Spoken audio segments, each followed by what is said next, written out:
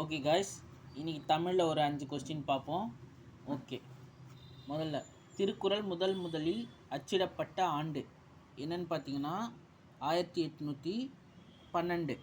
ஓகேவா? தென் திருக்குறளில் இருமுறை வரும் ஒரே அதிகாரம் அது என்னன்னா குறிப்பறிதல். ஓகேவா?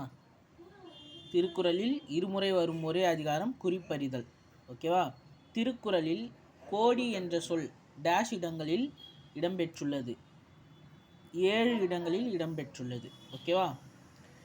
7 என்ற சொல் டேஷ் குறட்பாக்களில் எடுத்தாளப்பட்டுள்ளது. எத்தனை குறட்பானா 8 குறட்பா.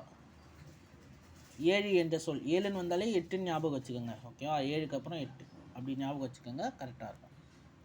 அதுக்கப்புறம் திருவள்ளுவர் டேஷில் பிறந்தவர், எந்த ஆண்டில் பிறந்தவர்னு கேட்டிருக்காங்க. அப்படின்னா கிமு 31 பிறந்தவர். ஓகேவா? இன்னைக்கான 5 கொஸ்டின்ஸ் தமிழ்லேருந்து. தேங்க்ஸ்.